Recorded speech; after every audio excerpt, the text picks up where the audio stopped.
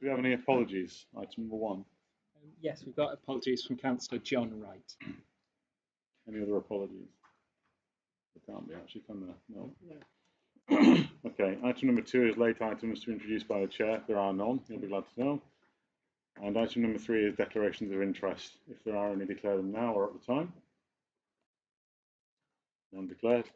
Item number 4 then is the minutes of the meeting on the 26th of November. Members have had a copy. Are there any observations or can we accept them? Accept them, yeah. Thank you. Item number 5 then is to review the outstanding resolutions. Yeah, Councillor Wright. I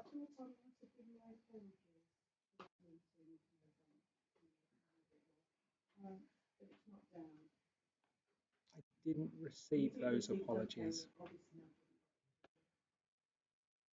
Thanks for checking. Okay, so item number 5 then, outstanding resolutions. It's a standing agenda item. We all know what we're doing. Does anybody have any questions or comments on the outstanding resolutions? Mr. Dolman. Yes, it's one I raised. It's the last one on the sheet on page 15 of the pattern I asked one about how we focus the progress against external actions. I didn't think the comment perhaps didn't address what I was after. So the point I was trying to make for the last couple of meetings was if there are external audit reports, what confident would you like to see a report where there's actions? We track internal audit actions, and if things are overdue, we have a mechanism to handle reviewing those and managing those. The point was for external audit actions or external bodies of perhaps audit recommendations, you might see a report, but you don't have a vehicle of monitoring progress against those actions and challenging if things aren't becoming overdue or not being delivered. I didn't feel that the actual comment that one here addressed that concern. One of the terms of reference just saying that we should have an annual report of all external reports, and maybe that could cover it if we don't get that. So I just felt we need something that as an audit committee, we do have an overt way of tracking external actions on the council that fell within our monitoring remit. Thanks. I agree that the response to that probably isn't as firm as it could be. So perhaps as an action following the meeting, we could get together owners of external reports, such as the ICO report, and ask them how they would prefer to engage on an ongoing basis. Offer them the format of the internal audit if they prefer to use that, or offer inspiration. There are reports that, I think this recommendation alludes to that, there are reports that do report back to particular committees or cabinet on progress of those inspections. So for example, Andy Appleyard will have had a report recently to Council Cabinet on the progress of the adult social care judgments. So I think this refers to actually sharing that information to committee to give you an update on where we are. They do get reported to subsequent committees or cabinet. So we just need to think of a way of not duplicating work for those services. Oversight responsibilities. So yeah. We try to duplicate or create a massive industry. There was having something that would have. I think we can share those progress reports with committee as and when they're done. I mean, it is something we can include in the annual report as well. The intentions, I think, great. But what we need to do is ratify that into an action and make sure it does happen. So that's something we can take offline, but there are existing reports by the sounds of it. So yes, let's not duplicate. Let's just get our hands on those existing reports where possible. You could get overwhelmed if you've had, children's ILACs inspections, adult social care inspections, That wasn't my intention. Yeah. With all the audit, we don't look at all 54 reports, but we get a summary that enables us to pick on things that we're concerned about. So I'm not asking for a report. So it's finding that balance. It is absolutely finding the balance. I appreciate that. That's all my Thank you. Councillor Kerr. I wanted to raise the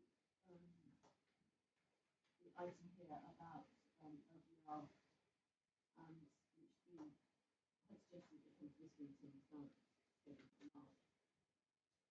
The work is happening behind the scenes in the House and Government Board as to how the preparation of the change is happening. One of those things probably would be, even before you know what shape the arrangement is going to be, some joint working activity to oversee potential changes. And it's the comment here is sort of saying what can we do as a committee under our current terms of reference. And it might be that we would think about what is needed and our terms of reference need to change. So it's really just a request that before we get the report in March, we would look at exactly the points from what we are currently doing. I hear you. There is an opportunity later in this agenda to comment on or influence the terms of reference. So that's perhaps the opportunity to. I think the LGR changes are at a really high level at the moment, and actually thinking about what's needed. It may not be around this table that we necessarily have to know. Yeah, and indeed it might not even be a terms of reference issue right now, because at least for the foreseeable, what's the remit? But it won't do any harm to extend a peaceful gesture to other authorities to try and open some lines of communication. So maybe we could explore that and not make it formal just yet. So if I can just come in, apologies that I was late, but I just feel everything that is done is best if it's done in a structured way. And at the moment, we're busy putting together a kind of programme governance. And ideally, I think any communication needs to be done as part of that. So I think if I could just put in that request, if that's okay. Yeah, that's fair.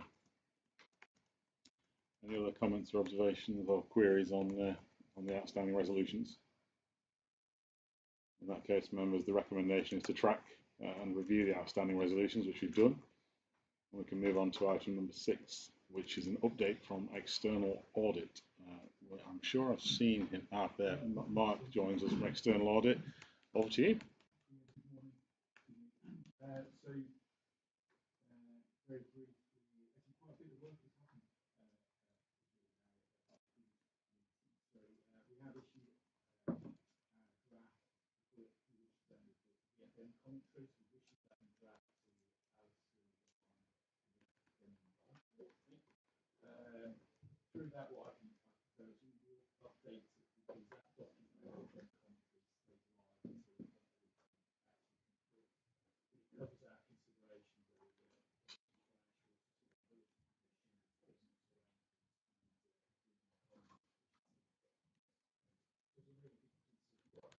I can tell you at that point there were no significant weaknesses that we were reporting, so it wouldn't be clean, but I'll put it clean. Again, going back to our statement, we never say anything better than our compromise. So we're in that position. I think obviously we issued this in November. We flagged a few items around cost pressures and financial risks to the authority, particularly around dedicated school fund, which is quite a national issue. But we also issued that before their funding review. So we're going to add a little bit of contextual slide to our work, which won't change our conclusions, but will actually just bring it a little bit into context when you see the final report of this is where things were at March 2025. Therefore, it will have an impact, but that informs our work for 2025-26. Which really just make sure it makes common sense and our work on financial statements is progressing as planned. As we talked about previously, we're looking at a system-wide approach to bringing things on track. We are performing some work on the accounts, a few areas to try and focus, particularly on plan, and the full suite of reports will come to you in the next committee. We also now, this week, we now have a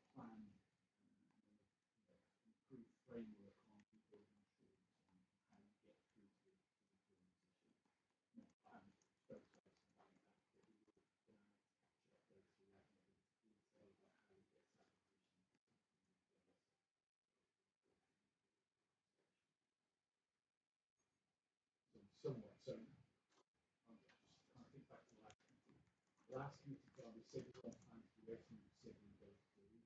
We are doing all of that. And just in terms of the FM position,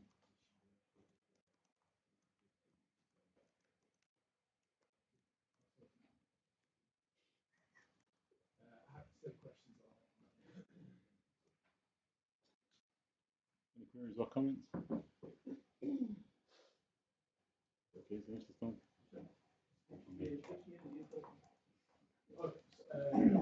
Financial year 2024-25, 4-5.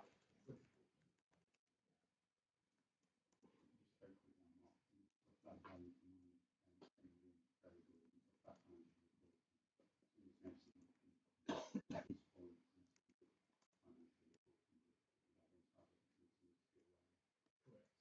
So we in the draft report, as always, caveated a little bit saying, we haven't quite finished, so there could be something. But as part of our work to satisfy the council arrangements output for qualification statements, we are doing a few cooking tests as part of that rebuilding assurance, which gives us greater comfort that we're satisfied with. That we have no Good point of clarity, thank you. Mr. Sunderland. Yeah, the issues around relationship, like all this is a private homes or pension fund and all that. no issues.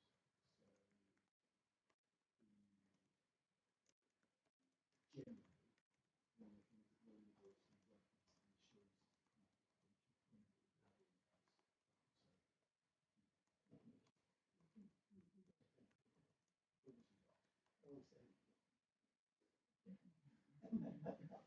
Not me, no, not this one. Any other queries or comments on the update? In which case, thank you for attending, for your update and for your ongoing hard efforts. All the updated, hopefully, if you did arrangements.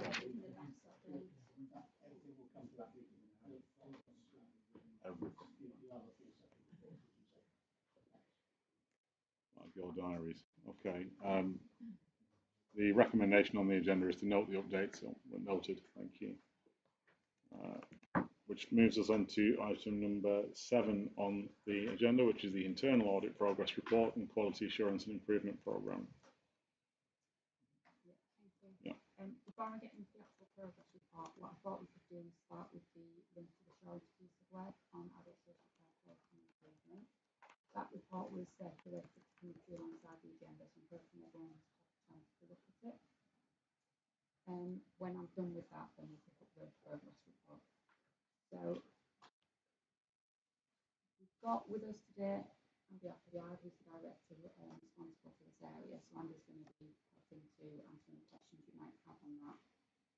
But just before I hand over to Andy to kind of introduce his side of things, just a bit about the audit. So we've been working on this audit in the later part of 2025. We issued the final in January this year. And in undertaking this audit, we were looking to ensure the council had procedures and processes in place to collect, analyse and use reportable data to ultimately inform management actions and drive those quality improvements that we want to see. Whilst we did identify some areas of positive assurance, and these are set out in the report in section 2, we did ultimately highlight a number of issues and risks to the councils, and we made 6 moderate risk recommendations for management to respond to. So I'm not going to run through all of those issues because, like I say, I'm working on the assumption that everyone's read the report, but I do think there's quite a clear theme in the report that supports the need for data-driven decisions and actions to make improvements within adult social care. I will say that officers have been very supportive of the internal audit. They were understanding of the issues raised, and they've put forward a number of actions which are set out in the body of the report about how we're going to be meeting and addressing those issues we found. So I'm going to hand over to Andy now, so he's got opportunity to obviously introduce it to you as well, and then we'll open up for questions. Thank you. So hi everybody, thank you for allowing me to come and speak on the audit report. I think probably the first thing that I need to say is that we asked for this audit to be undertaken of the service. or I specifically asked for this audit to be undertaken at the service. And the reason that we asked for that is I think we have historically struggled with one version of the truth. And as you will understand from the findings, we use a range of different data systems for us to be able to get an understanding of what's happening across our services. That in itself then becomes problematic in terms of understanding and having one version of the truth. So we're trying to work towards a position where we're very comfortable. We operate a continuous improvement board within adult social care, and I think Hannah was possibly kind to us in her description when she said that the officers have an understanding of some of the pressures and some of the issues. As I say, for me, getting to that situation where we have one version of the truth is something that we've struggled with. So collectively, staff that work in adult social care are aware of some of those pressures. We haven't always had an agreed approach of how we move forward. So I wanted auditors to come in to look at our position and to help us move from a situation where we talk or we receive reassurance about the things that are happening with adult social care and get us to a situation where we have assurance about what's happening across adult social care. A lot of things has happened over the last 12 months. So through MTFP boards and continuous improvement boards, we've understood some of the pressures within adult social care. I'm very pleased to sit here today and say that we now have a quality assurance manager across our services, really helping us to move forward with some of the pressures that we're experiencing. We have developed an improvement plan, and again, very, very happy to say that we have seen significant improvements across adult social care, where we are no longer focusing on the number of people that are waiting for something. We're very much in a space now where we're focusing on the quality of the care and support that is being provided to people and the quality of their experience when we interact with people across adult social care. We've just recruited, and as that went out, and we've just recruited an improvement manager to help us get some of these things forward. And then finally, we will have recruitment out, we hope, in the next couple of weeks for an admin team to support adult social care, to really take away some of the more administrative processes that our social work staff focus on. Have you got the money for that in the budget?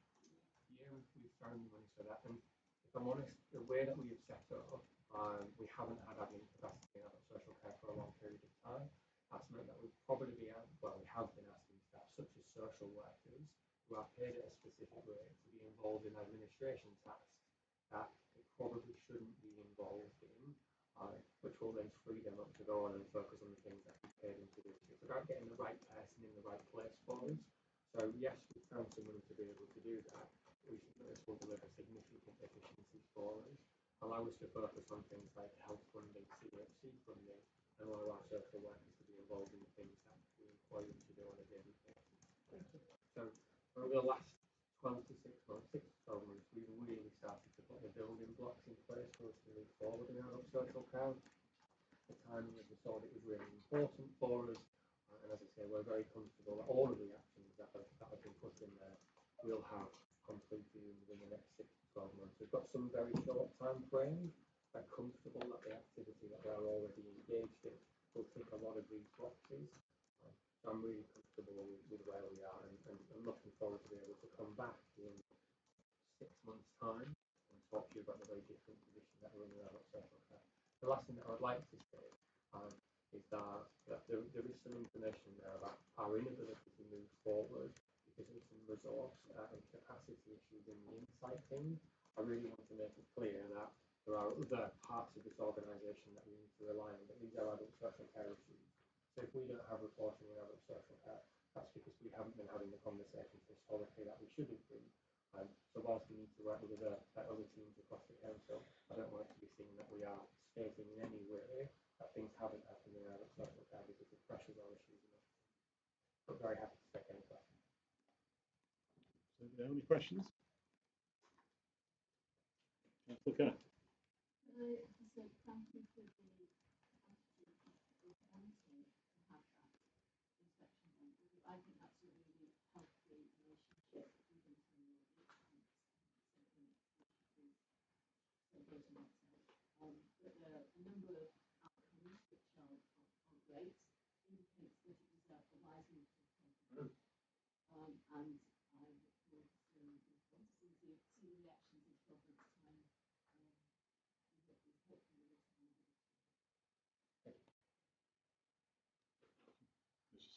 Just coming back to what you were saying about balance between admin and professional, that's really that thing that you don't want social workers being boxers and feeling important, and you want them out and looking to people dealing with what they should be doing with, because that's what they're trained to do, basically.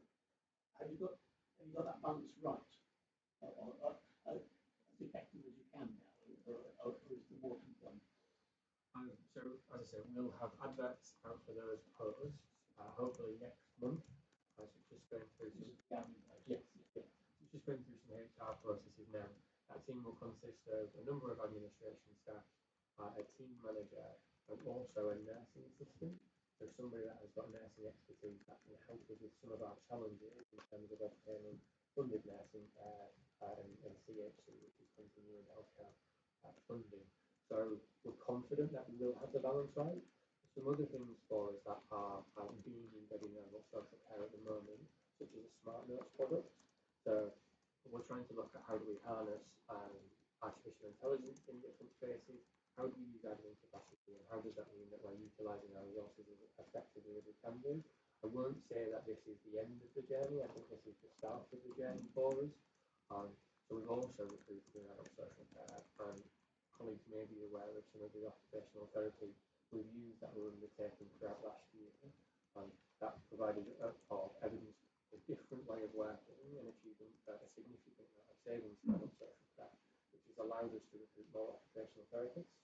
So one of the key things that we're looking in adult social care at the moment is do we have the right number of qualified versus unqualified staff? Do we have the balance right? And I think that's a journey that we're on at the moment. So you're coming in your report about recruitment and potential staff has been a challenge. I.e. quite difficult to get the right sort of people in the right sort of places. Is that what you're saying? Yeah, very much so. So I think that specifically talks about pressures that we've had in different fields, such as occupational therapy. Particularly professional jobs as well. Yes. And unfortunately, occupational therapists are not as prevalent. We don't have the same number of occupational therapists in the country as we do social workers, and historically we have seen greater rates of pay in the NHS, which has meant that we've struggled to attract staff. We have recruited a new principal occupational therapist. I don't want to say stole them, but they joined us from Nottinghamshire as a local authority. That individual has then helped us to recruit a number of occupational therapists, so we feel we're in a much stronger position than we have been historically. So professional, what does that mean? That's what we have to do. It's about getting the balance of all of the roles right across adult social care. Obviously, professionals are professional workers. Admin and admin work, and you don't want to cross them. Exactly right. Thank you. Thank you. Councillor Bolton, you're correct. Can I just follow up on that? My first question is what lessons have been learned and how are you going to work differently in the future? And secondly, are some of the costs shared with partners like health? So the costs so much to change the profiles of our teams are held within the council. It's staff that are employed across adult social care, and as we talked about, I think historically we haven't got the balance right. So various MTFP rounds, we looked at how do you make those really difficult decisions about what roles are you going to cut, and that has led to far greater admin requirements from our social work teams. And as we've talked about, our social workers are fantastic with people. They're not as fantastic at auditing and governance and getting the right ticks in the right boxes. So that's about getting the balance right, and we think that significant efficiencies will come. So this is all done through the finances of the council, but we do think that this will lead to a better approach for us going forward and allow us to focus on things like obtaining health funding in a way that we haven't been as good at. And if I give an example of that, if you say to one of our social workers, I really need you to follow up on this CHC funding, or I need you to go and see this vulnerable individual in their own home, they always want to go and work with that vulnerable individual. So it's about how you get the right balance of staff right. A lot of the lessons that we've learned through this have come from the collaboration of our CLT team. So a lot of the journey that our children's services have gone on, we've learned from the things that they've put in place. So we try to look at what works well for them and maybe some of the issues that they've experienced. So in certain elements, we're mirroring things that we know have been successful in other places.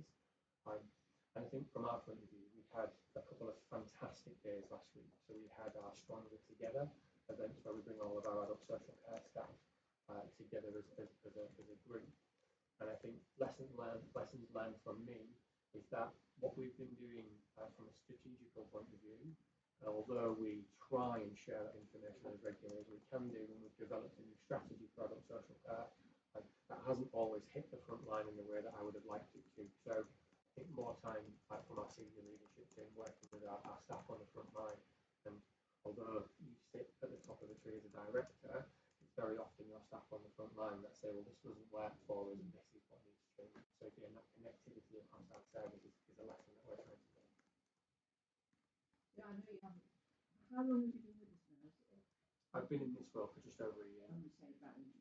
So obviously when you took on post, there were lots of things to look into and investigate, and hence you asking for the audit report.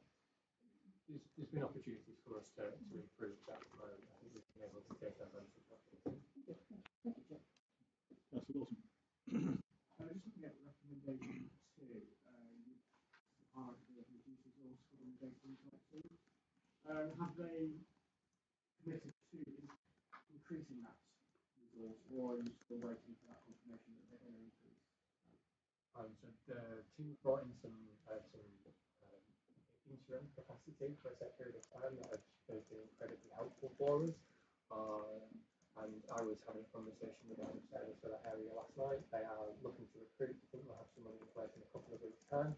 I think that is also on an interim basis, but that individual will set up the structure and start to recruit to that team.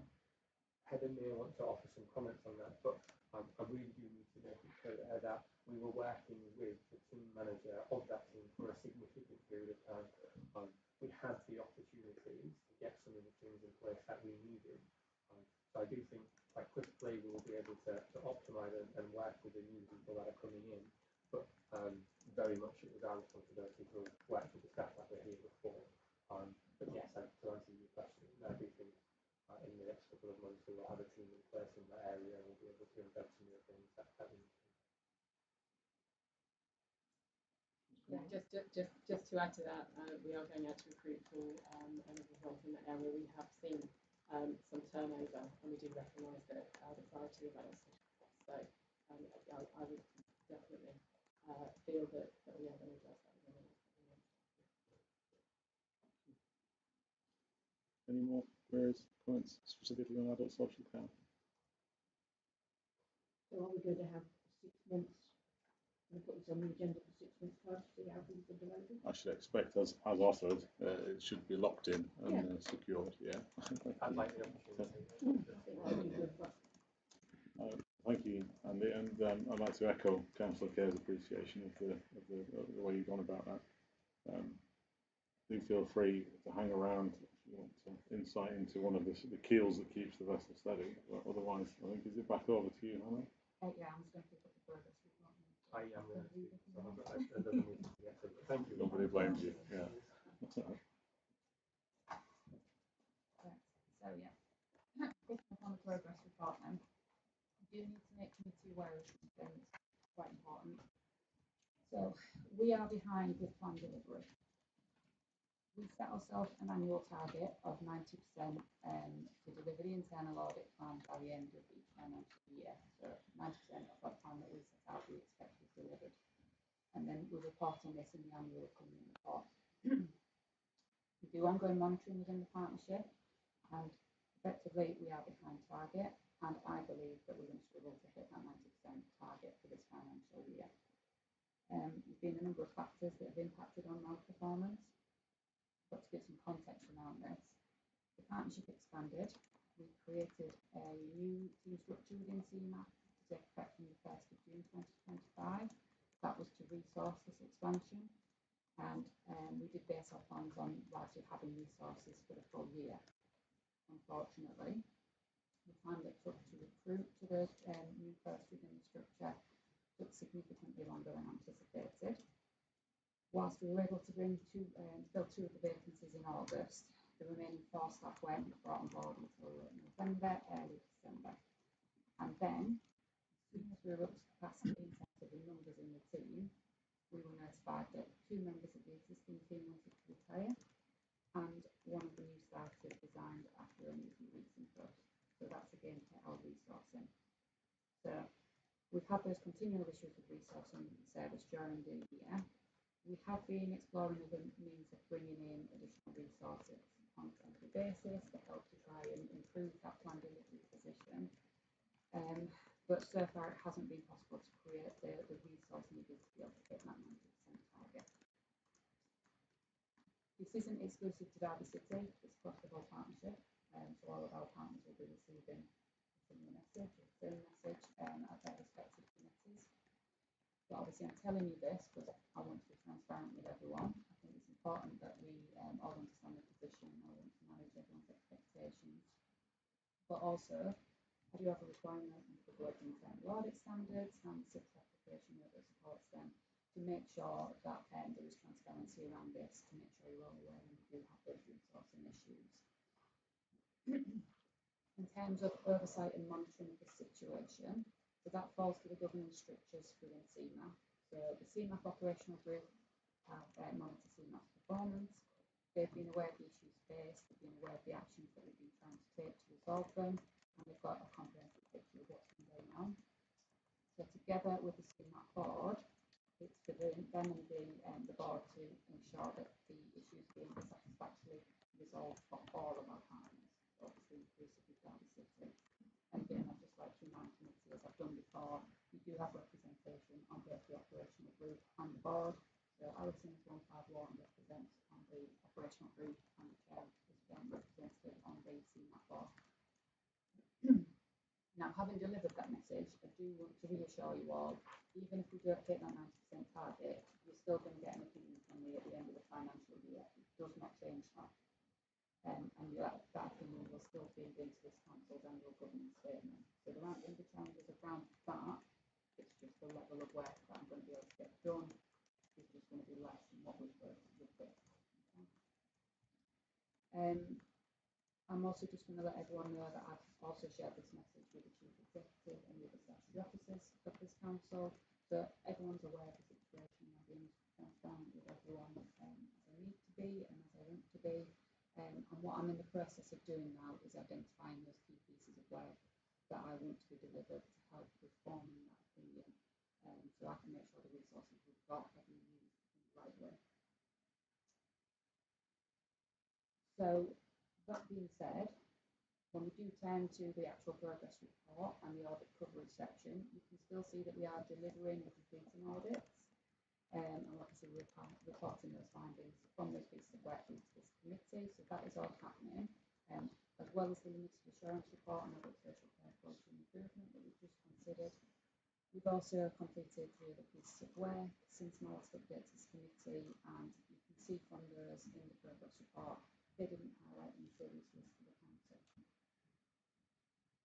I do have some good news in the progress report. So moving to the recommendation tracking portion. Again, we're seeing an improvement in this area. So general trend is that the number of open recommendations has reduced again. And we have been able to close off the 2 significant risk recommendations that have been hanging around for a while. Those have now gone, so all of that is positive. We've also seen an improved level of engagement from officers in terms of them providing updates to the recommendations and providing evidence.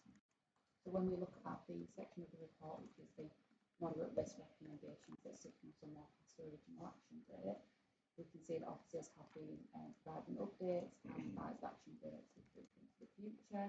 So that's an improvement on the position that we found ourselves with in the November committee meeting, where there were some comments from the committee about a lack of engagement from officers. There's one recommendation, I think, in that section that stands out, which is page 19 of this report, where it looks like we haven't received an update. That's on the send out of authority placements recommendation. That was the issue around the individual placement agreements that we considered before. At the time of producing this report, we hadn't had the evidence. Now we've had it, it's come through this week, and we've been able to close off that recommendation this week. So whilst it might stand out in this report, ultimately that's now gone and closed down. The there is one risk accepted recommendation that's included in the progress report for pieces information, that's on page 26. And this is from the stores road depot stock counting equipment audit that we received an update from officers on at the November committee meeting. So officers have been reflecting on this particular issue and they've acknowledged that at this time the council is having to accept the risk in this particular area. There is an intention to make improvements in the longer term, but those do largely hinge on kind of other key tasks being undertaken. So, for example, getting that secondary depot site up and running, completing that review with toilets, etc. So they felt that it was probably more accurate at this point to say we'll risk accepting this particular issue at this point in time, but with an acknowledgement that down the line, when we do that further piece of internal audit work that's being discussed, we'll revisit this and we'll bring the improvements to the further recommendations at that point. Quick note on the quiz before I open to questions. We did add in a new action, that's number 9 on the list, and that's to review the strategic risks and opportunities facing CMAP in the medium term. That action is in progress and we've got a target date of completion of that one of the 25th of February. Other updates obviously when we report for you to see. I didn't understand that last point. Can you just go over it again? Yeah, so in the QAIP section, so the appendix 2 in the agenda to this particular item, we've added in a new item there, which was to review the strategic risks and opportunities for CMAP in the medium term. So we've identified that as an action that we want to take to make sure that we can improve. We've started to deliver on that action, and then that action date that we've set for that is the 25th of February. So we should hopefully see a quick turnaround on that one. To say it's optimistically. So that was everything else we said on progress report and the quiz. But I have to take questions if you've got them. Does anybody have any questions? Webster?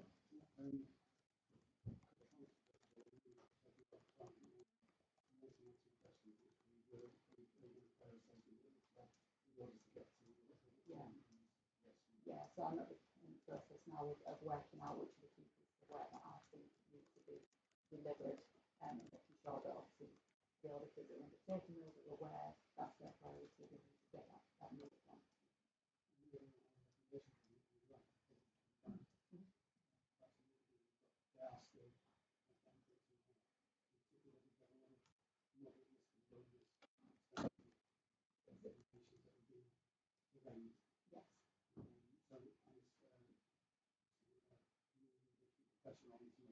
Yeah, so I'll go along to the CRP next Wednesday for the director meeting. I went along a couple of weeks ago to have a conversation with them about this. Identified that there are actually quite a few broken recommendations. The majority can do so in the first directorate. So all the directors and the strategic director in that area are aware that we need to see some improvements in this area. Following the CLC meeting, I with one of the directors and head of service to get some further updates. I think we're probably going to see some risk accepted recommendations off the back of that discussion, but I'm still waiting for confirmation from officers once they've had time to reflect on the discussion that we've had. Other bits of evidence have been promised on a couple of recommendations for a couple of days might follow. But yes, the pressure is there. I do go on to CLT. Directors obviously get the notification emails from the person vision system to remind them of what they're finding in that area, and I do get the support of the officers including everything. So it's there. That's the Wilson. Well, obviously, having highlighted the reduced capacity, that now highlights the risk. Not in the strategic strategy, no. I think kind of we'll have funds from the rating. So I think we'll see that as a short-term issue rather than going actually recruitment. I think I'm not going to speak for myself, but I think in the latest round of recruitment, had an awful lot of interest, more than we was expecting in this professional field anyway. So I'm not concerned about the ability to be able to recruit to those posts. Yeah. But in terms of the plan on risk, we obviously have a risk register within CMAP, so it's reflected in there, and it's something that we actually from the board have oversight of. So in the process again of revisiting that in the context, the message that I've given you today, seeing if there's anything additional that we need to put in there as a mitigating action, but we have identified a number of actions we want to take as the part, unfortunately. Dorman and Councillor.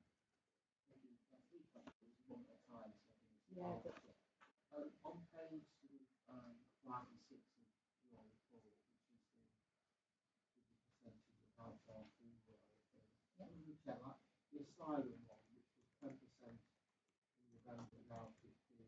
Yeah. And housing standards was 10, now 15%. Yeah. Is that because of your resourcing issues? Or is it people not engaging with you? What's the balance? it's a bit of both.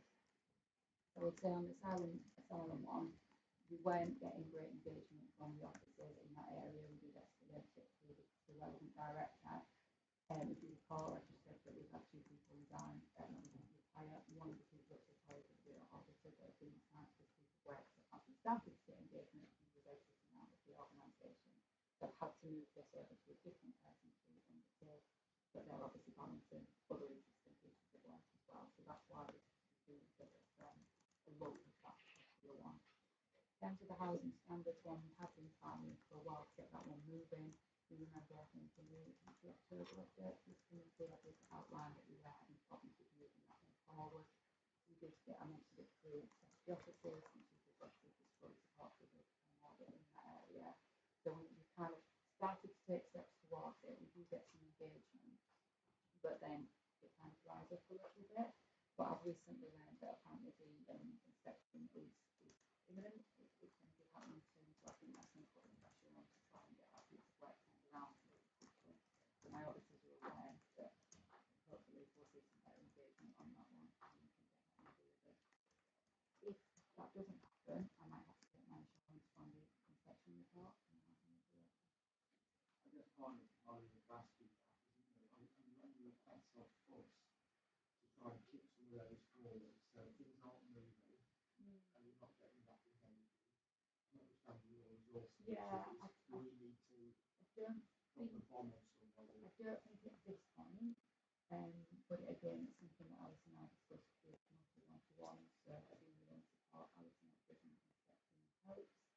And I think you've got some involvement, haven't you, in the health inspection side of things? Yeah, So, if I can just say, I think there's real, there is, officers are working as hard as they can, and around all of these areas, it's not that officers do not want to engage with audit; it's just sheer demands. So I do think that needs to be reflected. yeah. Always a balance. There is indeed. Thank you. Question 2, on page 15 of your report, which is the pre-employment checks. There's a point of detail in this. And it was an audit that was original action dated December 2022. The comments suggested to the 1st of April 25 something had been in place. Under the revised action date, 3 days from now. So that's a pre-employment check. Have you got a view whether that will be closed in 3 days? Because it seems to be going on for 3 years. And if not, can we drop a nice bomb on it? Can we ask the question? This committee asked the question why it's not been closed in 4 days from now. I was going to say I can get an update on that. I know it has been a priority for the team to do that, and I know we were looking by the end of January. I was going to say I haven't had an immediate update, but I will get that for the committee. But either way, I don't think dropping a bomb on anybody is particularly helpful. Certainly not the HR and OD team.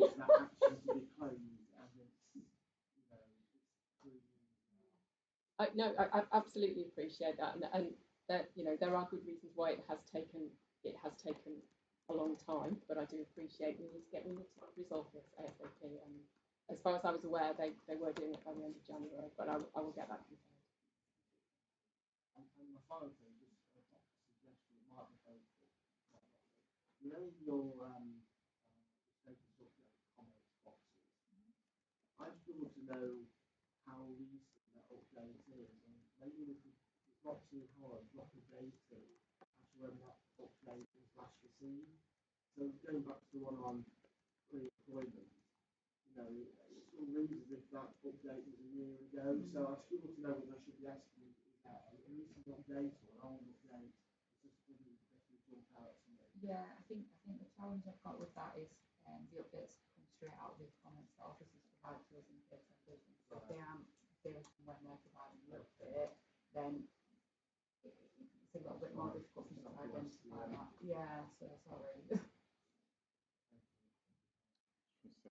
Councillor Kerr. I think that's a good point though.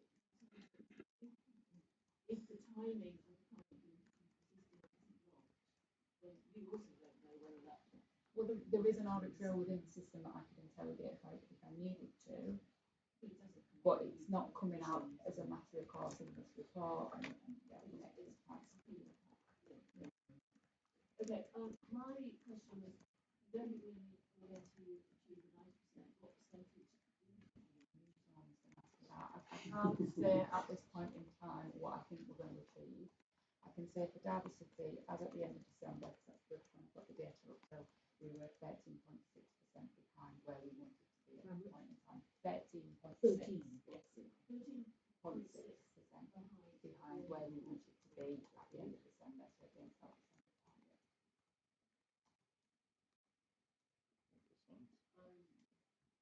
You expect to catch up?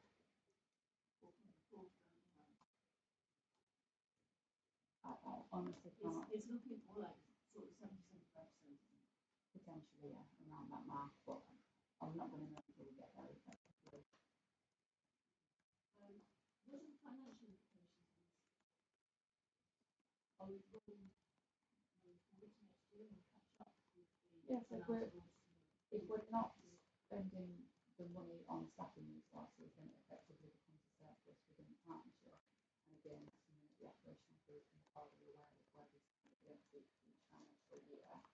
I did mention about if we can't take action to temporarily bolster our resources, that any of that money not spent directly on staffing could have been spent on bolstering the resources. So we might be spending some of our surplus on temporary members of staff to help us to catch up a little bit.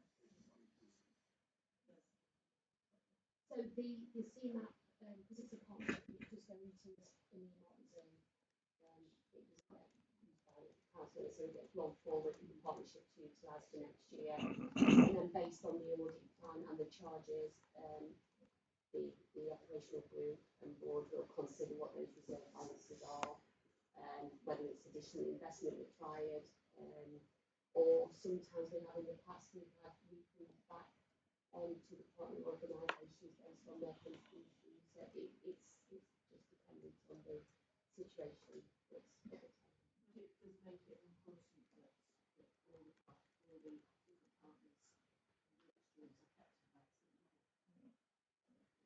And finally, a specific one on point 16 of the English book, which is talking about the use register for legal consultancy. There's been a meeting this month. Okay, so it's been a meeting, so what's going to happen? It doesn't seem to. Yeah. So part of the comments that the auditor had made when he was looking at a particular risk register was that it existed, but it was lacking quite a few bits of information, and I think that's what that meeting was about, was to try and flag these things need to be improved upon. So we're expecting there will be some improvement around that risk register, and we will get that refreshed, better risk register sent through to us, and then we can sign off at that point in time. So that's what we're anticipating. Obviously, if it doesn't happen, then we'll be moving around. Just before I come to you, Mr. Stone, how did you want to respond to previous? Yeah, apologies. Sorry, I've just looked into the query around the pre-employment checks. That has been completed. I'm not quite sure why that's showing, but anyway, so sorry, that was one that we actually completed. Right, we've not the evidence, then I would suggest. Okay. But we'll look into it. Thank you. But yeah, sorry if I can just confirm that. I remember some conversation around Yeah, this, so thanks for that. I must admit, there's another one that actually I was that was what I was thinking, but no, as far as that one has been completed. To follow.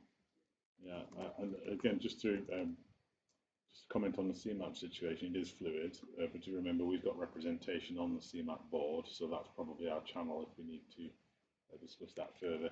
Happy to represent on that if you want to send anything across. I think I'm reassured that relevant action is being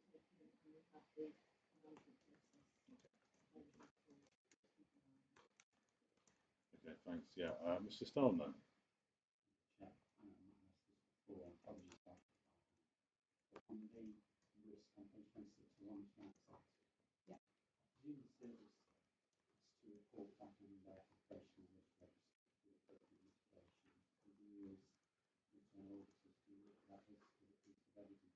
We would look at their operational risk registers. We do that as part of like the planning activity that we do. I don't know if they formally recorded that particular issue. It might be absorbed into a bigger issue around the improvements that we're wanting to make off the back of getting them better. Yeah. But I can look into that. I just think it's an important one to surround accepted risk. Yeah. There's a risk, so it should be recorded somewhere. Yeah.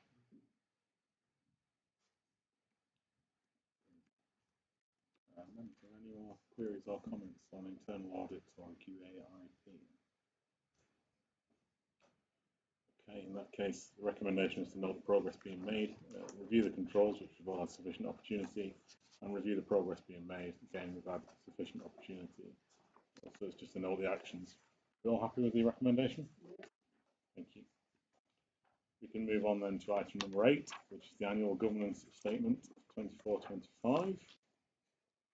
Forget who's speaking on It's this. me. Is that Yeah, you? it's me. Thank you, Chair. So actually for this item and also for the next two items, I'm here with my colleagues, Philip Freeman and James Kewitt.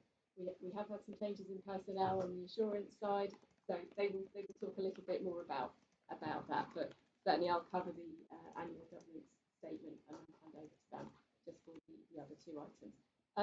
The annual governance statement, it's clearly one of the really important documents that we produce. We do a self-assessment review to inform this. It sits alongside the accounts, and I know the accounts I think will be finalised at the next meeting. But actually, what we thought was that it was useful for the committee to see the current annual governance statement and then request any changes as necessary. It follows the Citra good practice principles, and the statement itself is covers all of the kind of key controls that sit against the 7 principles. We also highlight key assurances that, for example, that we received from the Section 151 officer, the head of internal audit, external audit. They are all referenced in there, as well as controls such as from the assurance team themselves. We do highlight, I guess, specific issues that we feel have impacted on 24-25, and they are shown from page 23 onwards. Financial sustainability has clearly been one of the recurrent themes that we've seen in recent annual governance statements. That is something that, again, we've addressed in this report in terms of the statement itself, but also the covering report, because I think what we felt was helpful was really the more recent reporting that we've seen in terms of budget monitoring reports and also the MTFP and also the proposals that have gone out for consultation. So we have referenced that in the covering report because whilst it goes beyond the 24-25 financial year, we felt it was of relevance to this particular report. I suppose the other big issue that we have added to this year's annual governance statement is local government organisation, which clearly is on the radar of the committee already, and certainly I think as we go forward is going to become of even more paramount importance. So that is certainly reflected in there, and there is a specific action linked to that. I guess that's probably all I wanted to say. I suppose one reflection is that for those that are very eagle-eyed, they will note that the Citra Solis principles have actually been updated for 25-26. And what we wondered for when we come to do the next annual governance statement, which actually isn't that far off, and we will be very much aligning it with the timescales for the accounts over the summer. I think it's an opportunity to maybe review the format. We've had this format for a number of years. I know this was commented on last year. I think given the kind of current situation, it felt appropriate, and certainly we have done the full self-assessment as part of this year to inform the annual government statement. But I think we would like to kind of reset this going forward, really just so that we can make sure it remains up to date and relevant, and just form one of the key suite of documents that sits alongside the accounts and also the annual report and the performance results. Thank you. Happy to take any questions. Any questions? Councillor Bolton. Yeah, page 24, right, so page 17, right further down. Third paragraph down. As the county's reserves are reduced, there is a need to undertake some short-term borrowing to manage cash flows. How long is short-term and how much is the borrowing? Well, that's all part of the treasury management report that we get. So I can't give you those exact figures to hand. They're included in that report there. But it's temporary borrowing that we've had to do over the short term. We have some short term loans that we've just paid off, but then we have more borrowing out. So I think that's probably something to pick up at the next treasury management report and emphasise a little bit more on that. But we have detail on that in that report. Short term, how long? Well, it depends. We've taken, well, not 40 years, because that's the normal borrowing length. So we've taken borrowing out over 6 months. We've taken it out over a year. It depends on what the interest, what the deal is really on that. We've paid a lot of our short-term borrowing off at the moment because the interest rates have stabilised. So we have refinanced quite a bit of our short-term borrowing over the medium term, based on the advice of our treasury advisors as well. So it just depends on the deals really. Sometimes, it's not unusual for councils to take borrowing out over a week. It can be a few months. It just depends on the profile of the cash flow that we're dealing with.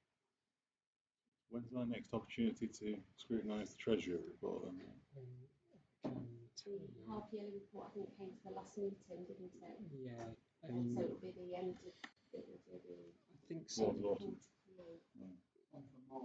March. Yeah, that's what I thought. Thank you. Sometimes You can do some focus on that if that's the interest of the committee. Okay, good point. Well spotted. Are there any other queries? Mr. Tolman. Two minor points. So on page 9, page 64 of the main pack, we talk about openness. The very minor point is we say the very first bullet point on page 9, we publish information in accordance with the provisions of the local government transparency code. We've talked before that we don't quite achieve that yet, I think. In the last 2 or 3 meetings, we're working towards that. So I wonder whether that statement was actually correct, whether that needs slightly tweaking. I'm happy to review that. Just say we're committed to. But I appreciate clearly, ideally we would be fully meeting the. But I'm happy to review that. Thank you. Going back to the principle, so page 18, which is just like good practice in transparency, reporting. I think the key word there is audit, and very little of what we talk about in the sub-principles and the section on assurance mentions audit. And if you read that wonderful code that's been published in May last year, it talks a lot about, we should be talking about timely response and support to the work of audit, internal, external, how the actions are discharged, approach to challenge and how we deal with those things. We might not be in a position to tweak that now, but in future versions, ideally now, we can talk more about the role of internal audit and how we manage that. Are we doing these audit actions effectively or not? We might not want to say we're not, because we are, and there's challenges. But this is a key part of governance is audit. I don't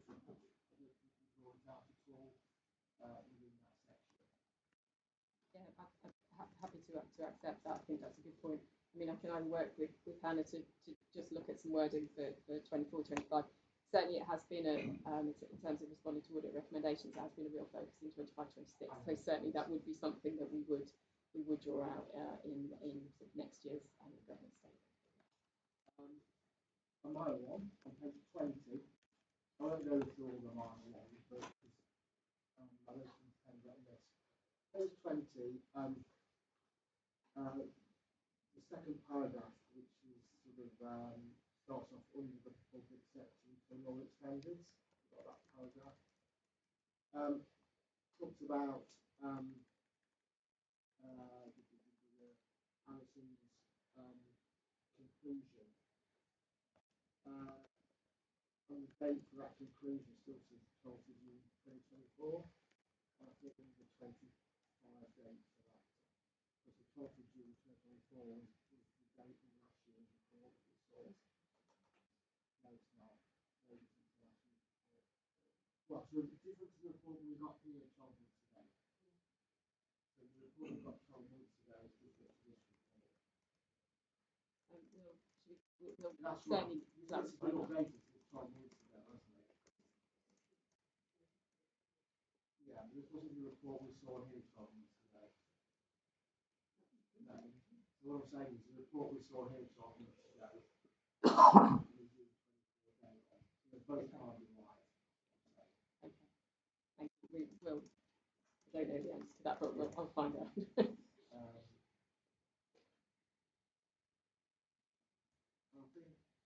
I'll probably let's see if we've got the note.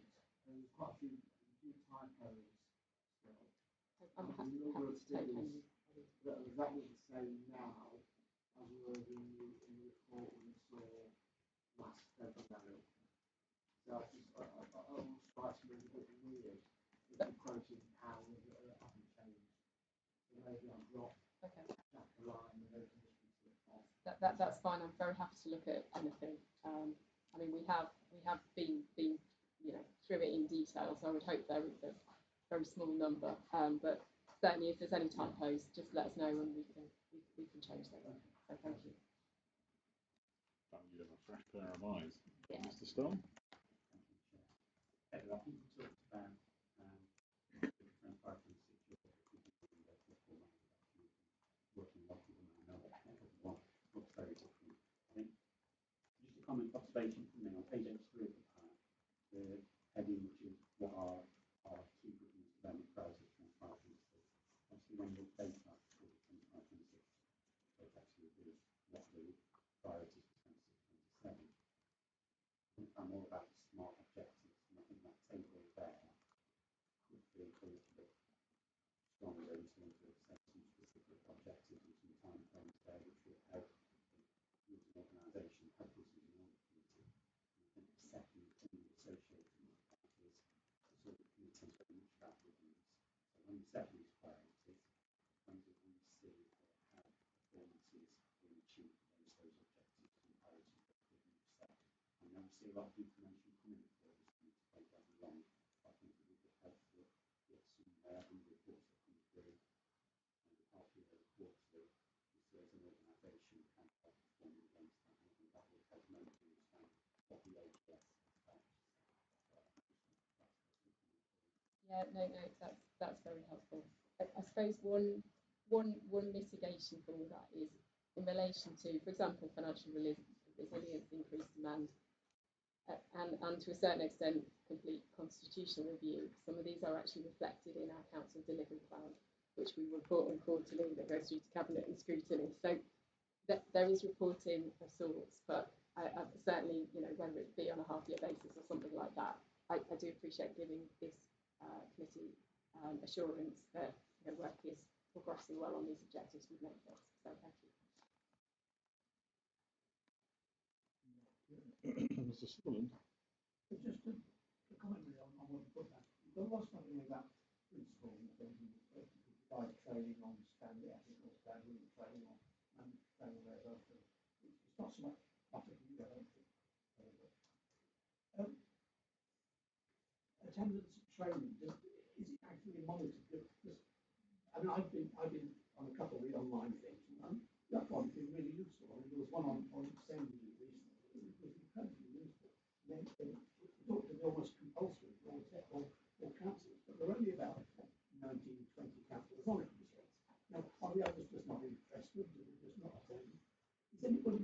what people do and what they don't, and more importantly, what they don't do. Because quite clearly, for planning purposes, if you're going to do planning, you have to train it as mandatory training. For other things, it's optional. And obviously, councillors have different levels of interest in different things. Is anybody monitoring what training happens for councillors on those and what doesn't happen? And are certain councillors always attending, are certain councillors never attending? Should there be some reminders for them to attend on regular basis? It's not really a question for Helen, but Yeah, you probably have better place now. So our team monitors councillor attendance at training. There are some elements of training, and it's I think one piece of e-learning which is mandatory for councillors, but and safeguarding. Beyond that, we record attendance. We also record the attendance at specific committee level training, but we don't go to the extent of chasing councillors to attend training.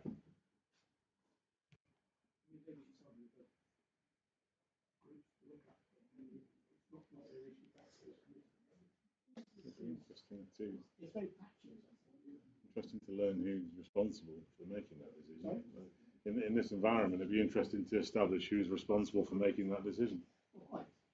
The compulsory training, Chair, if I can help, there's planning. You're the planning committee, you have to take compulsory training. Yeah, the committee level. Licensing is the same because we've got training next week. So they're the two main committees where we're taking decisions, regulatory committees. Safeguarding for adults and children is a mandatory at the start of every municipal year. Yeah.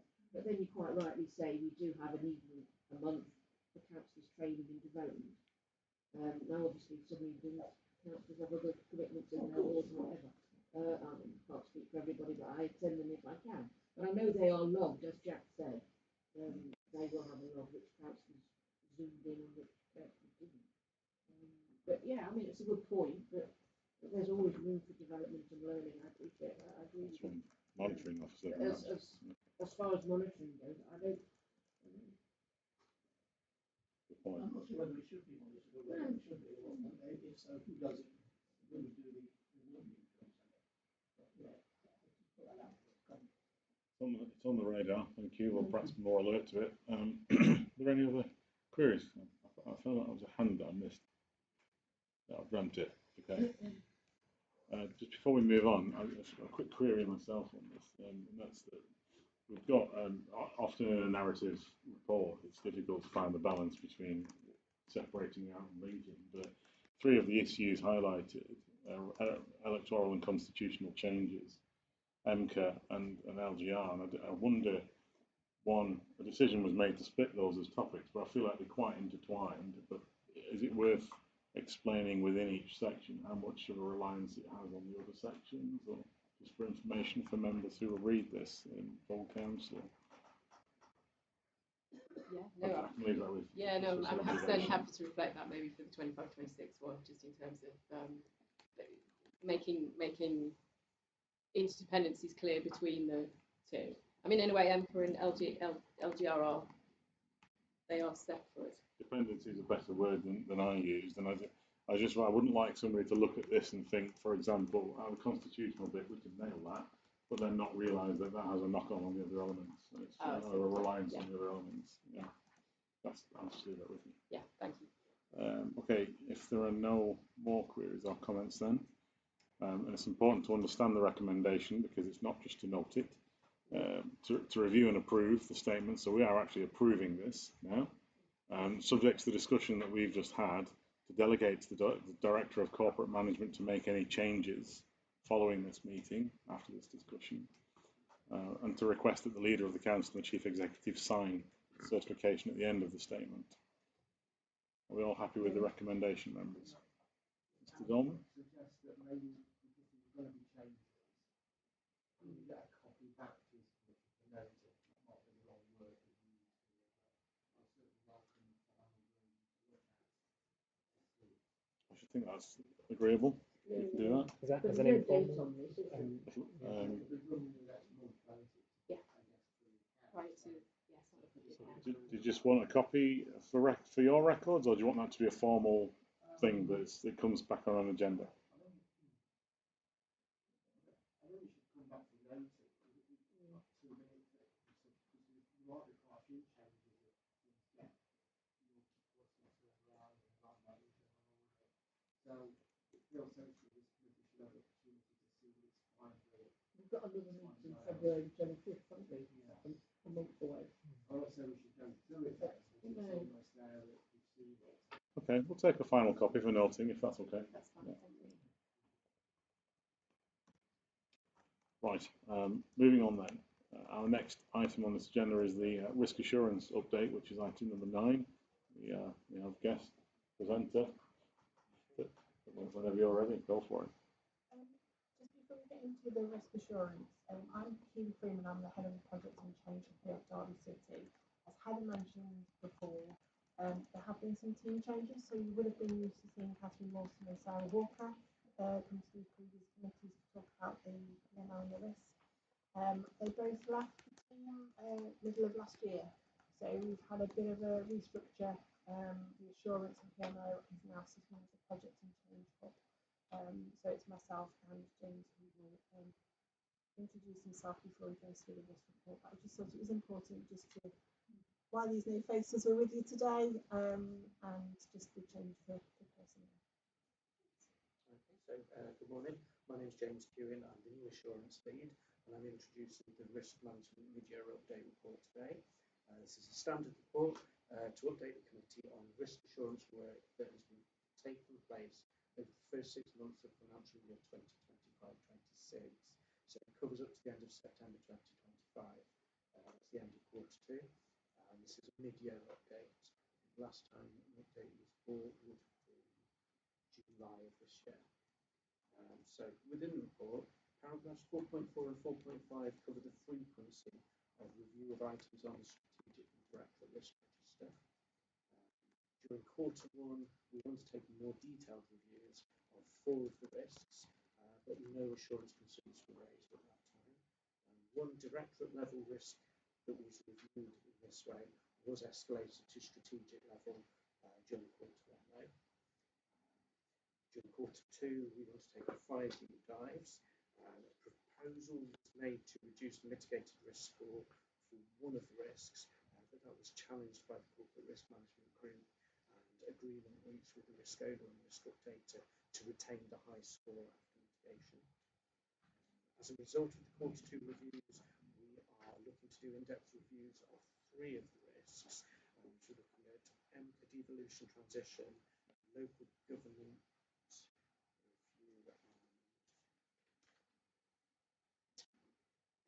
delivering on the climate change action plan. As requested in July, in the appendix, which is an assurance summary of the strategic risk register, we've included the target scores so that you can see what goes on here and comment against that within the summary. These are the summary of changes and assurance activity during the first 6 months of 2025-26. So I think just a brief introduction to the report, and then take any questions. Thank you. Okay. Everybody's had a copy. Does anybody have any queries or comments? Don? Don't be sorry at all. That's what you're here for. You're doing a good job. Thank you for the target score. That was one of my things from about a year or so. Quite useful. But just have a question. I just refer to one of the risks to help frame my question, if that's okay, which is page 96. That's risk reference SR28, PS22, which is looked after children. This is what counts here.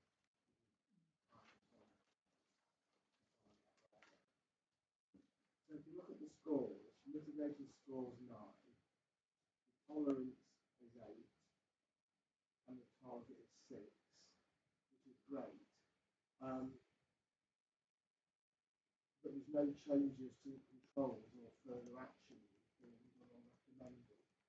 So I'm just trying to work out, if you're at 9 and you want to be 6, but you're doing nothing to get there at all, that doesn't make sense to me. So what really is the target score? Shouldn't there be other actions taking place or we say, well, the target score is actually 9 then, and we change our risk tolerance to 9.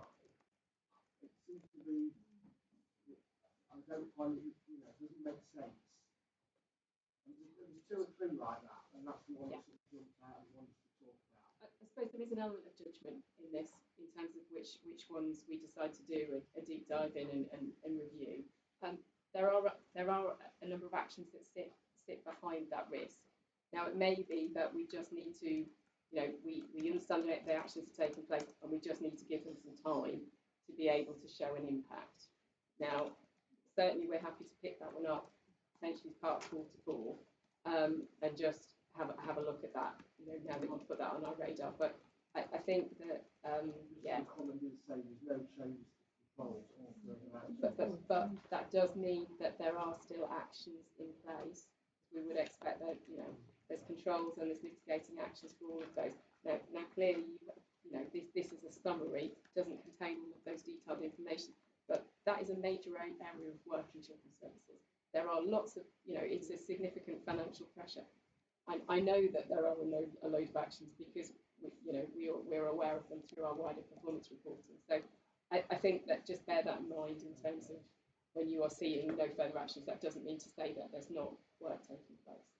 Maybe it's just a way of phrasing it going forward that gives us the comfort that things are happening to try and get it where you want it to be, rather than the commentary perhaps suggesting. As I think with that, we're saying there's no new ones added, no ones taken away, but that's not capturing the quarterly update on those actions and controls that we are getting. So I'll take that forward.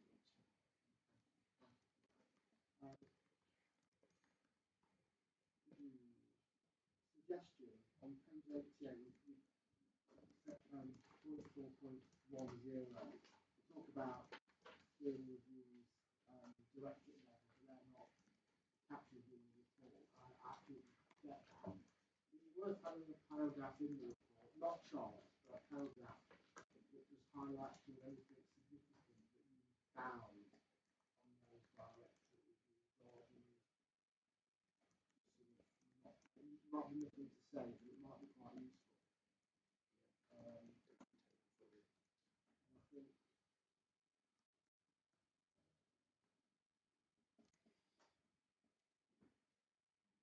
I think that's probably it. It's probably the main part was those target scores. Some of them got 16 and the target score was 1. And it's like, how the hell are they going to get there?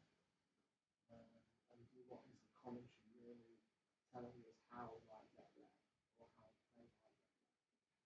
I think with the target scores, there is an element that people are wanting to say where they would like to get in an ideal world. I think they're putting forward that ideally they would get that down to 0 or to 1, the lowest score, with an acceptance. So like the tolerance score is saying if we got to that, there's a level of acceptability. I think also people are uncomfortable saying that we would like to keep a higher risk score on certain subject areas. That could be misconstrued as not intended to. I think that's true. There's a pushback about are you really saying that? Because if you get from 16 to 1, you're going to throw millions at it. And is that really what we're saying we're going to do?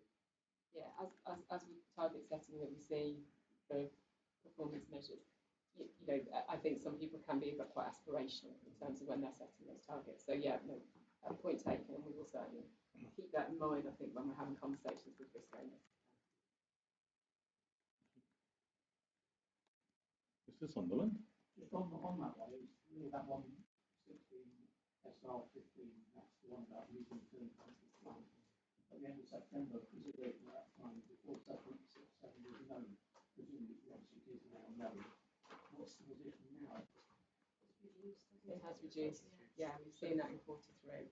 Clearly, that is about to be reported through to Cabinet, so it has been factored in. It will come down, yeah. I assume it will be money down. Absolutely. Just any idea where or what haven't got really on?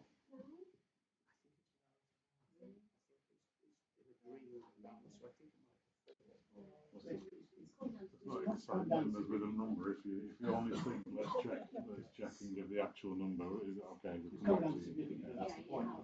I assumed you would do, but I just thought I'd just ask. Obviously,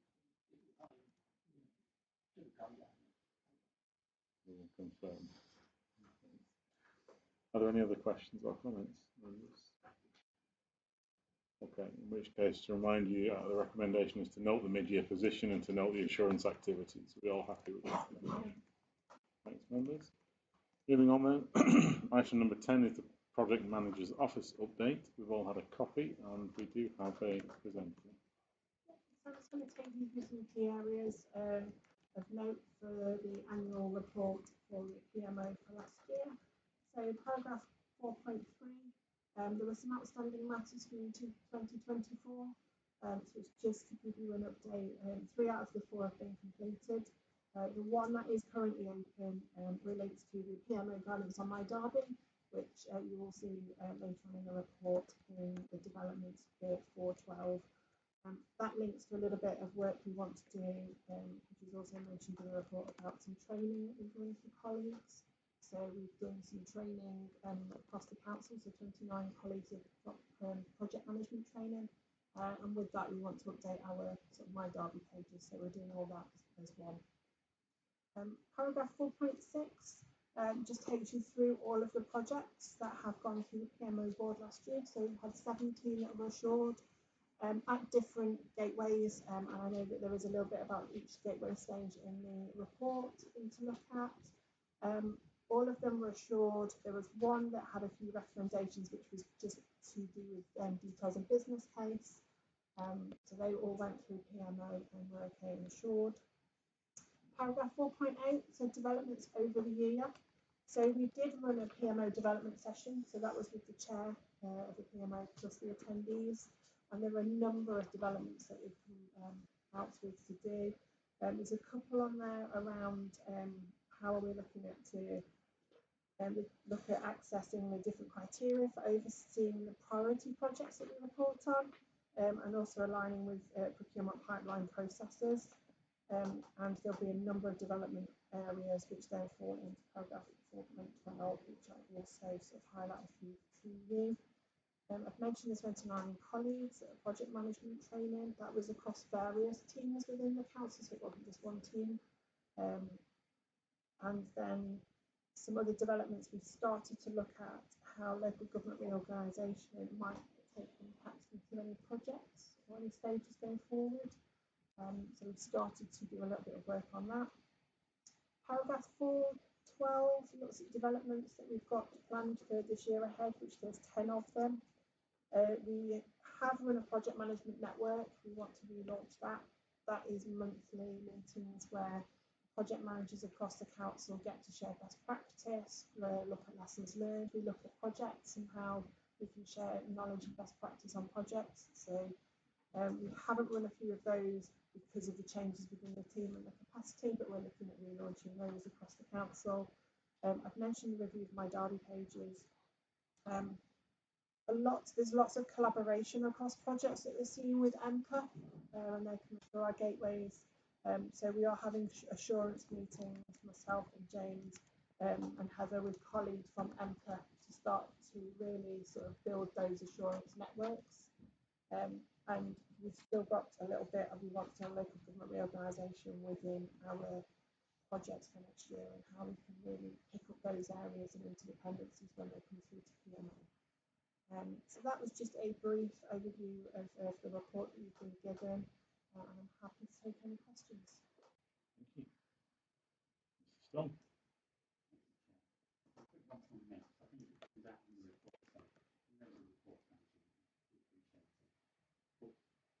How confident are you that there is sufficient capacity to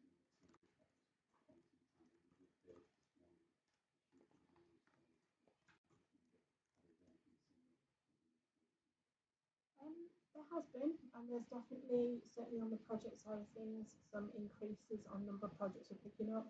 But we have run recruitment for project managers and have been very successful up to recently. Currently got an advert out as well at the moment. So we are having to probably scale back a little bit and look at what projects we need to support, especially with LGR on the horizon. But I'm not overly concerned at the moment.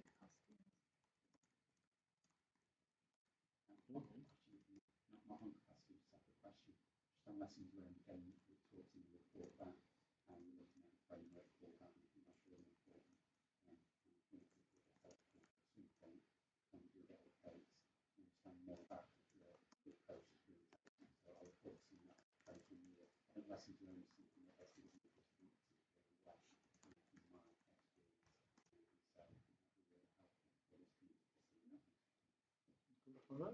And actually, just from my perspective, I very much agree with you. And certainly, I think since the PMO has been in place, the approach that we've seen within the council around lessons learned has come on tremendously. So, now the PMO board regularly receives the kind of end of stage lessons learned report. So we are doing that as kind of business as usual, which is great. But yeah, we're certainly happy to bring that out in future reports. Thank you. Councillor Bolton. Yeah, thank you, Chair. Not to be too pedantic, I'm looking on the agenda and it's actually says project managers office update, and then on the committee heading it says programme management office annual update. That's my mistake, Chair. Don't worry, no, I was just pointing that out. I agree with Paul about the lessons learned and a future report on this, because I think it's important that we know the full picture, and I hear there's work collaboratively, but I think we need to qualify that. You mentioned in your overview the chairing of I didn't know whether you said programme management or project manager. There's a board. Who chairs that? So that's actually chaired by Sarah Bayliss, who's our Director of Sustainability. Okay. And I'm Vice Chair. So yeah, we and we meet at least monthly. Thank you. We'll tidy up that phraseology for future meetings. Thank you. Councillor Kerr. Thanks. You mentioned training and you said just 29 colleagues. Yeah, that's a lot. We were pleased. It depends on the depth of the training, because when you're talking about, I was conscious of the fact that my son was project management and engineering person, and he was talking to me about we need more resource to be able to get an empty tank out in the block, and he'd clearly been doing all the business analysis about how he's going to get this down to block and that and so on. And it just struck me that some of the principles of good project management are applicable not just for a giant size project, but even a small size project. And if we have that well embedded in the organisation, we may bring forward efficiencies in other ways. So this may be a high level of 29 colleagues doing, a 2-week Prince 2 course or something. But at a lower level, there may be other training that we could be looking at. It may be happening, and it may not come under the stream there. But if it's not happening, it just seems to be the opportunity. I think you're correct, and actually, that project management is one of the areas. We did a skills audit this time last year, which has informed our new workforce development plan, and project management is identified in there. And actually, I know Keely's team are looking at how they can offer this on a more perhaps generalised basis, just for people to understand some of the principles, the practicalities, without going, undertaking a specific project management qualification. So yeah, we've got that in hand in terms of the enabling offer, which is looking across a number of corporate areas. So, for example, financial skills as well, because all of these provide managers with the tools that actually they need to do their jobs, manage projects, etc. Good suggestion. Members, are there any more queries, observations, comments? Just one follow-up question.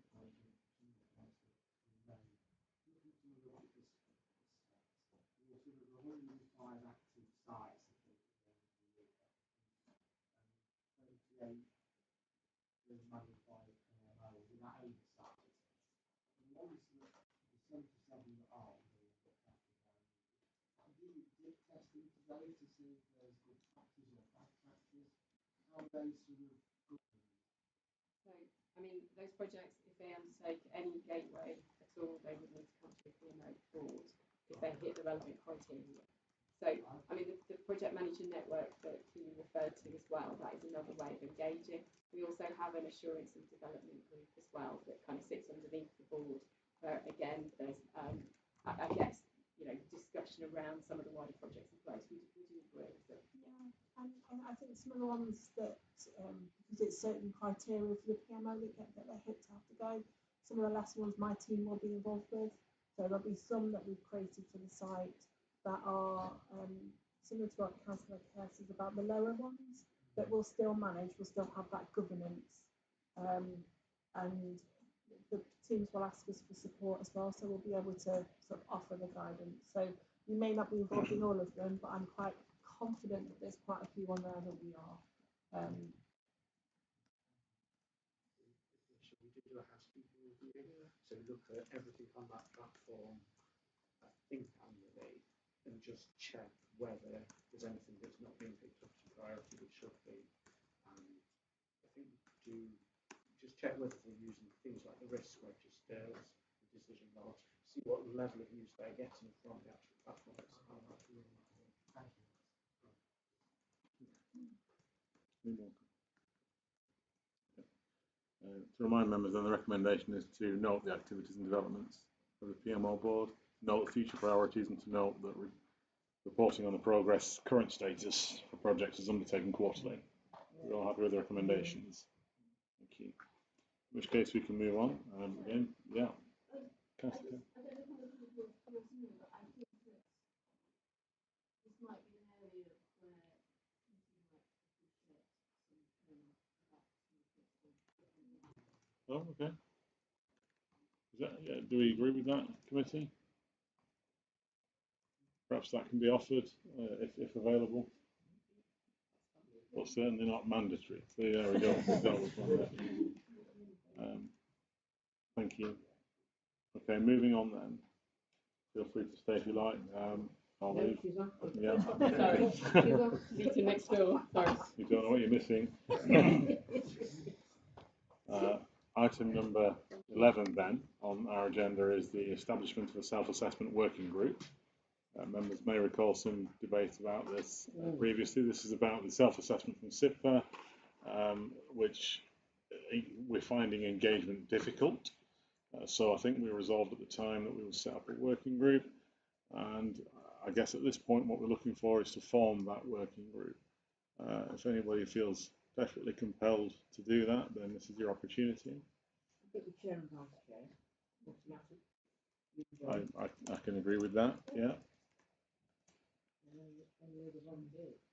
We've got hands up. Thank you. So it may not be face to face, is that right? We can do this remote if needs be. Yeah. Have you got some further context? All I'd add is I think the intention is that the group would meet to undertake the form of the self-assessment, but part of doing it in a working group is to allow a slightly more collaborative approach to make recommendations on the basis of doing that form, and it would be for that group to write those recommendations. And then to present those at a future committee meeting before the end of the municipal year. So we'll be looking at the March meeting particularly, and we'll be able to set up those virtual meetings after the meeting and liaise with the four of you.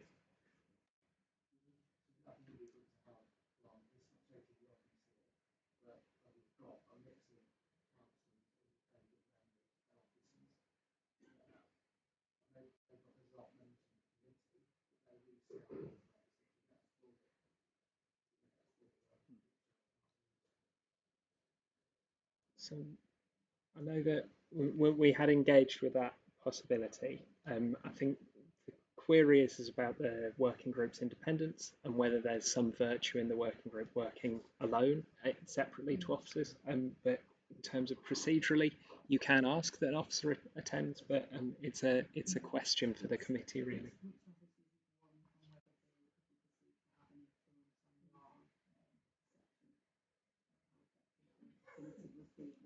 I think it's a question for the first meeting, I think. So we'll consider that in the first meeting.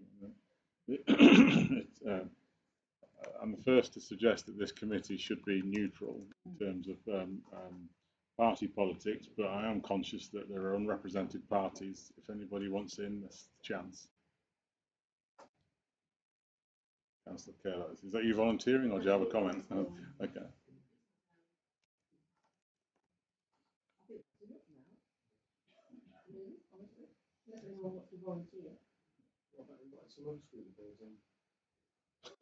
I think it can be unwieldy then. If you're looking for a working, I suggest, let's see how it goes and then review it. Commonly you see that a working group is representative of the entire committee, so what's the point? So, yeah.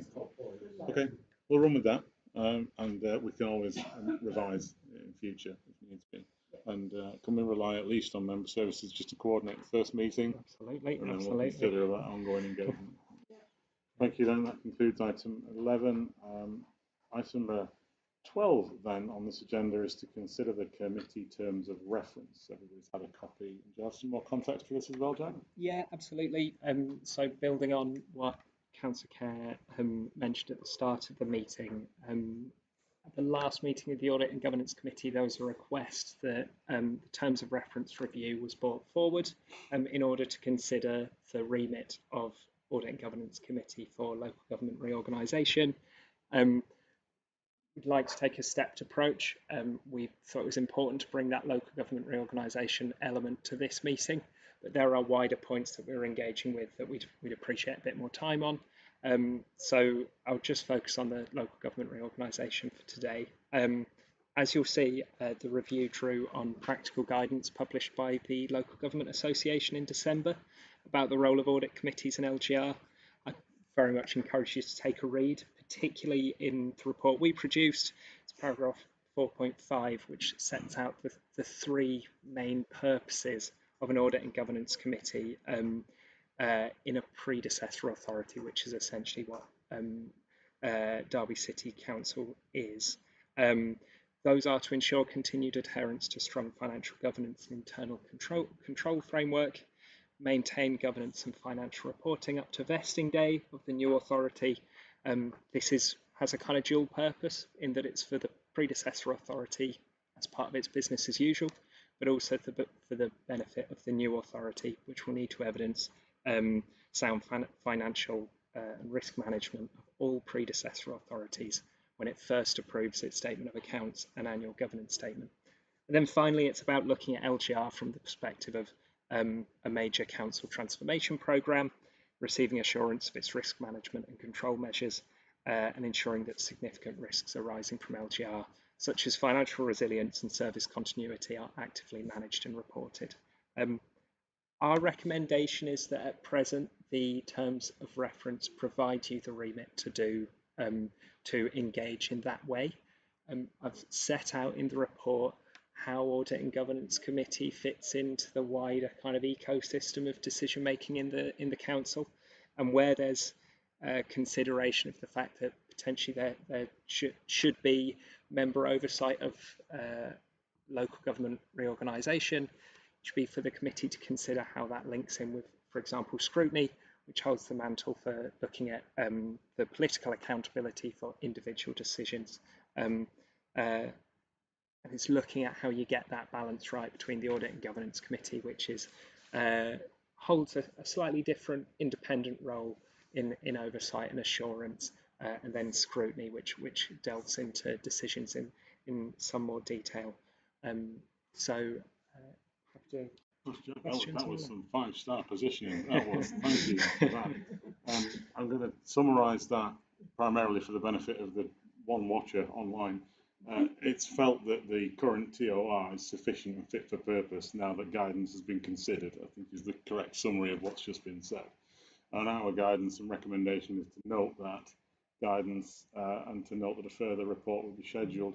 However, I'm happy to open this up for queries or comments if anybody has any. Yeah, Mr. Dolman.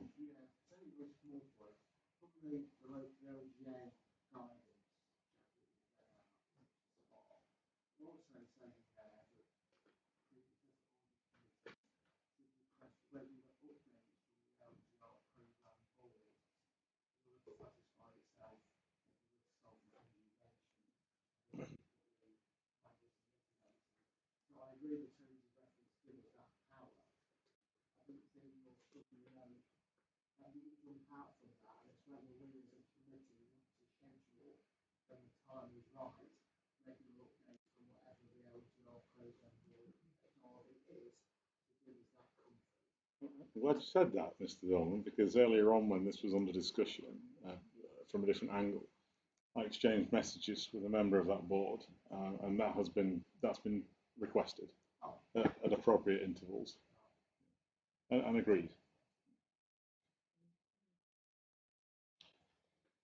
Are there any more? Yeah, Councillor Kerr.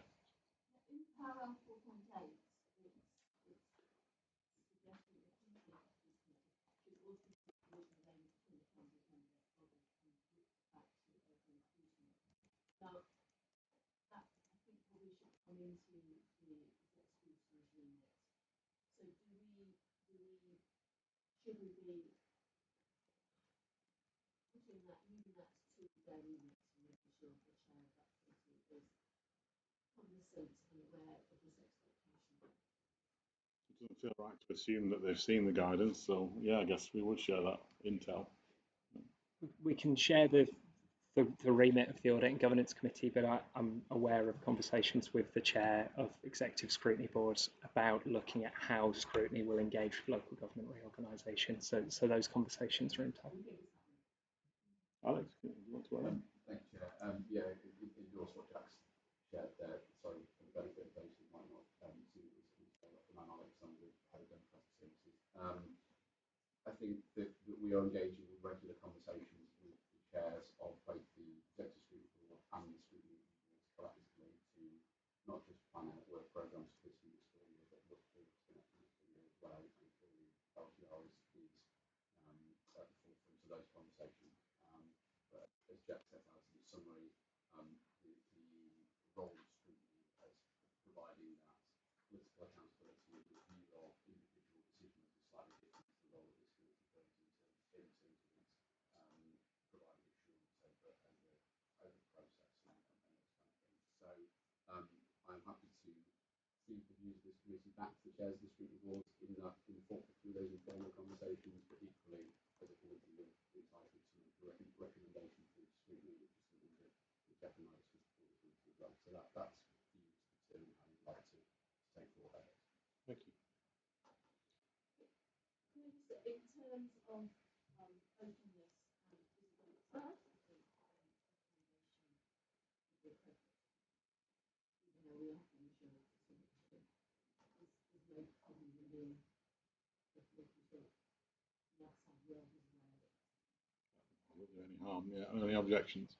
No, I think three councillors around this table are on executive scrutiny. Good point. Yeah. So I'm sure Lucy and myself will make sure that these issues are brought to light. Thank you. Mr. Stan. Chair, just on the terms of referencing page 22 paragraph 23 in terms of referencing school referencing section internal standards and Yes, no, they are. I think this is to the point Jeff was making about the wider terms of reference will be still reviewed down the line. So yeah, it's on our radar to update all of that. Just to say, part of the thinking here is that all recommendations to council would go in one, as opposed to one going now, then one going in March as well. So that's why we're very much on top of that. So that'll come through. Any other queries or comments? In which case, remember the recommendation is to note the recommendations. And we can move on then to item number 13, which is the committee work programme. We all have a copy, and the recommendation is to agree the work programme.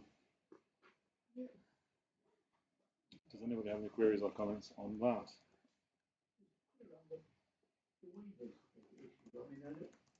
No, we used to have it on a regular basis, obviously, far too often. That was cut back, obviously not seen it at all now. Was there not a review going on about the level of agreement, the amount of money that needs to be approved, whether the figure that we're looking at for waivers is too low? Was there not some review going on about that? I don't know, actually. I need to get the answer for you. Or is it something like that's thought I said and didn't?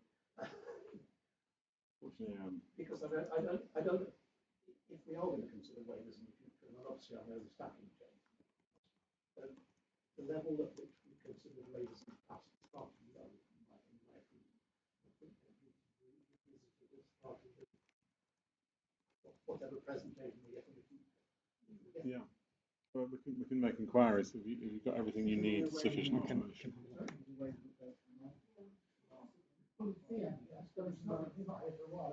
was taken off this one, wasn't it?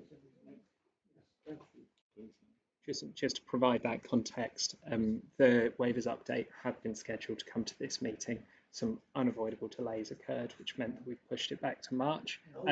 That is separate to the particular point you're making, which I can take away and ask. Yeah.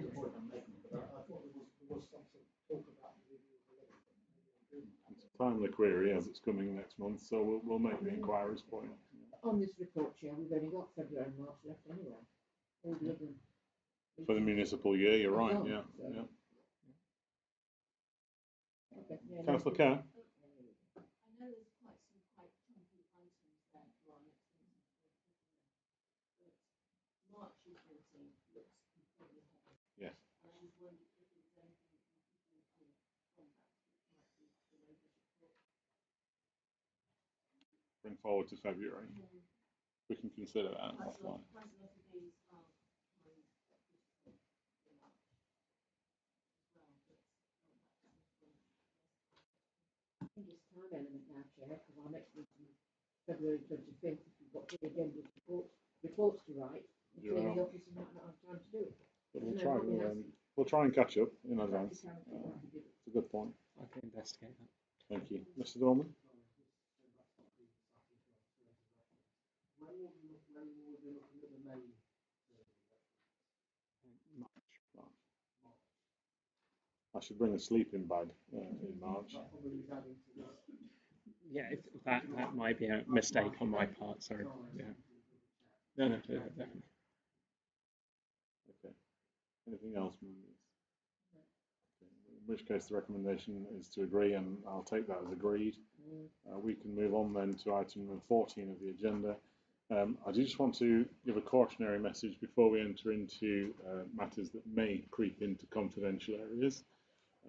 Before we go live, I refer committee members to items 14 and 15 and 16 relating to the information governance report. As per previous requests, officers have split the information in those reports into a public-facing report with private appendices, mainly about cybersecurity. So the proposal is that, as usual, we ask officers for introductions to the public report before we pass the motion to exclude the public and press so that they can continue their presentation in private. I ask the committee withhold questions until we pass the motion to exclude public and press in case the answer strays into a confidential area. Been advised that what may seem unrelevant in a question form about information governance and cybersecurity may give rise to inferences about council's cyber defences, thereby posing risks to cybersecurity. So the proposal is then, for clarity, that we take a cautious approach and reserve questions and discussions until we're in private session. You all okay with that? Moving on then, item number 14, information and governance update. Andy arrived. It's remarkably well timed as well, Andy. I don't need to know the mechanics of that. But would you like to introduce the report?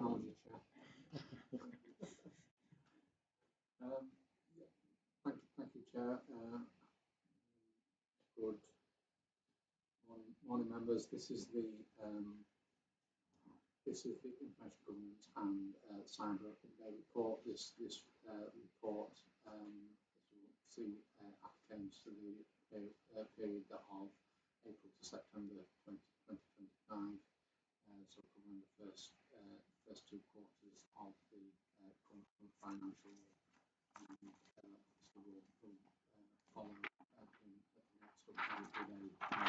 update with a full annual report. As mentioned earlier, the report is split into two areas. Covering the information governance areas first, the Freedom of Information Act compliance. We've seen 581 requests successfully closed during those first two periods. That would give us 90% compliance, which is a significant increase on the same period last year, which was showing 88% compliance, and that's despite a 14% increase in volume. 230 requests remain overdue since as of the 6th of January this year. As I say, we've seen that despite that increase in volume, we've seen an increase in compliance, and it brings us into the target position that the council has now for that level of compliance. The next area covers the data protection rights requests. These are people, council complying with people's rights under the data protection, such as subject access requests, rights to correction, etc. So we had 75 requests closed for the first two periods of the current financial year, which takes us to 96% compliance. And again, this shows a several percent, 3% specifically, increase in the same period last year, again despite a 19% increase in demand from requesters. 37 subject access requests are overdue as of 7th of January, covering around 221,000 pages of information. The reason for these being overdue to normal targets is there's an historic high volume, high complexity, and complex legal related requests that take a significant amount of time or are tied into parallel processes such as the legal cases. On IG support for projects, we currently have 200 open projects for the period up to the end of September 2025. 27% of those have been returned for action on the processing through the system, 51% awaiting information governance review, and 83 new projects have been logged and awaiting documentation. This remains challenging because there's so many projects that all intrinsically have information governance implications and need professional supporting, and the council are continuing to use a range of approaches to actually meet this demand, including bringing in additional resources and outsourcing certain projects to external legal bodies to add capacity for the peaks.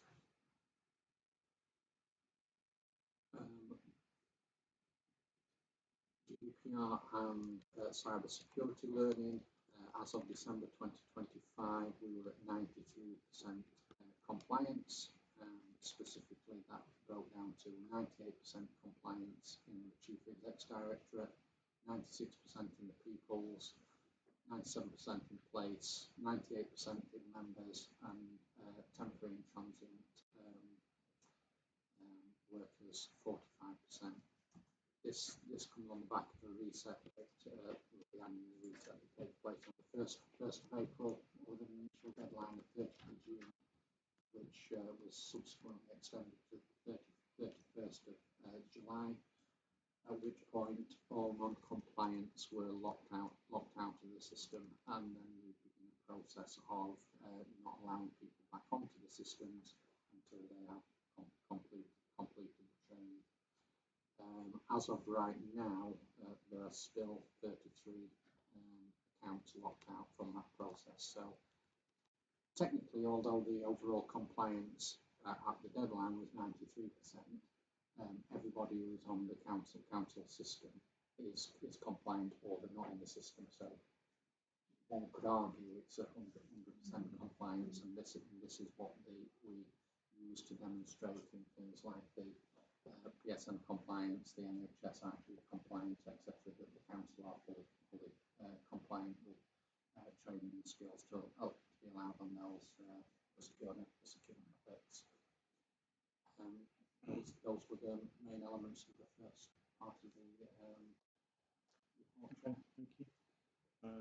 In that case, then I'll recommend we move to item 15 on the agenda, is the exclusion of public and press.